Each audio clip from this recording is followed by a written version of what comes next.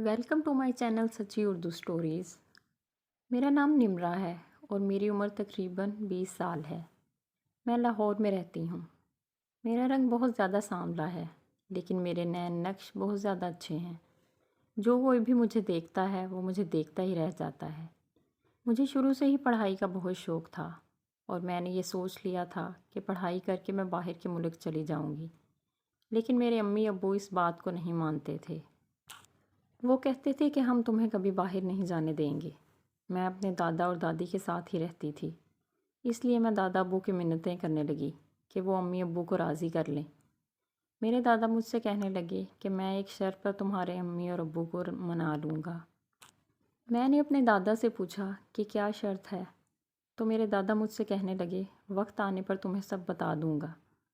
अब्बू सुबह सुबह ही अपनी नौकरी पर चले जाया करते थे, क्योंकि मेरे अब्बू एक स्कूल में क्लर्क थे। जिसके बाद मैं दादा और दादी के साथ हर वक्त घर में अकेली रहती थी। मेरे दादा मेरा बहुत ज़्यादा ख्याल रखते थे। दादी की तबीयत काफ़ी ज़्यादा ख़राब होने लगी थी, तो फिर मैं अक्सर दादी का ख्याल रखती थी। इनकी तबीयत ख़राब होने की वजह से एक दिन मेरी दादी हमसे इस दुनिया को छोड़कर चली गईं।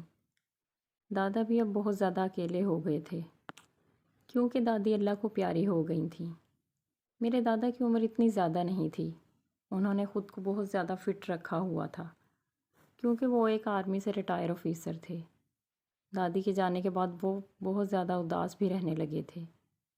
अम्मी अब्बू जब घर वापस आते तो मैं इनके साथ अकेली ही होती थी। मेरे दादा अब्बू मेरा बहुत ख्याल रखते थे। मैं भी यही समझती थी कि मेरे दादा अब्बू हैं, वो मेरा ख्याल रख लिया करेंगे। लेकिन मुझे क्या पता था कि मेरे दादा अब्बू ही मेरी ज़िंदगी तबाह व बर्बाद कर डालेंगे। मैं अपने दादा को बहुत ज़्यादा अच्छा समझती थी कि वो मेरे साथ कभी भी कुछ गलत नहीं करेंगे, लेकिन मेरी ये बात भी गलत साबित हो गई। दादा अब्बू ने मेरी कच्ची उम्र का बहुत फ़ायदा उठाया। इस वक्त तकरीबन मेरी उम्र 20 साल थी। अम्मी अब्बू डॉक्टर थे, इसलिए वो दोनों घर से बाहर नौकरी किया करते थे। दादा ने इन्हें कह दिया था कि वो बेशक इस ड्यूटी के लिए बाहर चले जाएं, मेरी फ़िक्र ना करें, क्योंकि मैं इनका ख्याल रख लेती हूँ। एक रोज़ मेरे दादा अब्बू मुझसे कहने लगे, तुम अकेली कमरे में मत सोया करो, क्योंकि तुम डर जाती हो। ऐसा करो कि तुम मेरे कमरे में ही सो जाओ। मैंने इस रोज़ अपने दादा की बात मान ली थी और रात होते ही मैं दादा अब्बू के कमरे में आ जाया करती थी। इनके कमरे में 2 सिंगल बेड थे, यानी मेरा बेड काफ़ी दूर था। इनमें से एक बेड खाली था। मैंने वहाँ सोने का इरादा बना लिया था। अचानक ही मेरी आँख लगी तो मुझे ऐसे महसूस हुआ जैसे किसी ने मेरे ऊपर हाथ रखा हो। मैंने इधर उधर देखने की कोशिश की तो मुझे कोई भी नज़र ना आया और किसी ने अपनी हरकत को रोक लिया था। कुछ देर के बाद वही हरकत फिर से होने लगी। जैसे ही मैं नींद में गई तो मुझे ऐसे महसूस हुआ जैसे कोई मुझे छेड़ रहा है।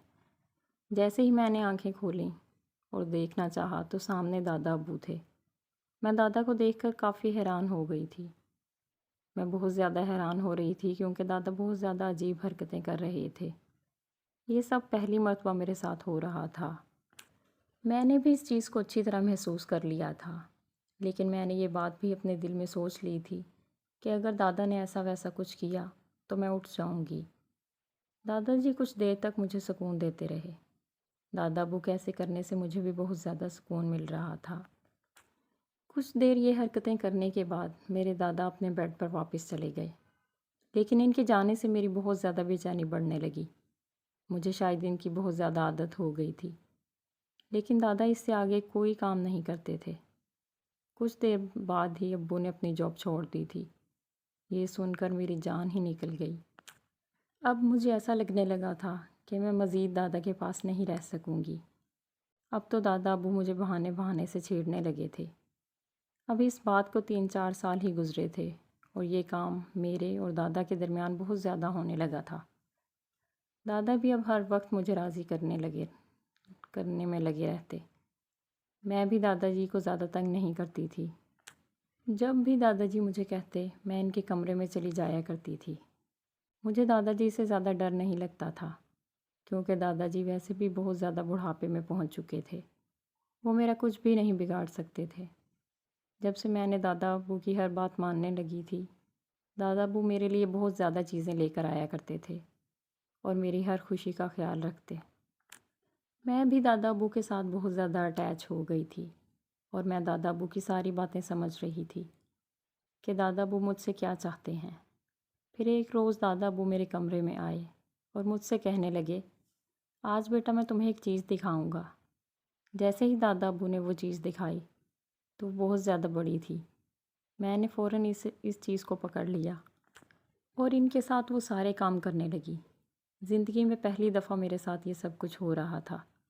اس کو دیکھتے ہی میری آنکھوں میں بہت زیادہ چمک آ گئی تھی۔ میں نے زندگی میں پہلی دفعہ اپنے دادا ابو کا اتنا بڑا طوطا دیکھا تھا۔ جب میں نے دادا ابو کا طوطا پکڑا تو میرے دادا ابو بھی بہت زیادہ اچھا محسوس کر رہے تھے۔ میرے دادا ابو بہت زیادہ بوڑھے ہو چکے تھے۔ مجھے سمجھ نہیں آ رہی تھی کہ وہ یہ کام کیسے کریں گے، لیکن دادا کو دیکھ کر ایسے لگ رہا تھا کہ وہ آج ہی یہ کام ضرور کریں گے۔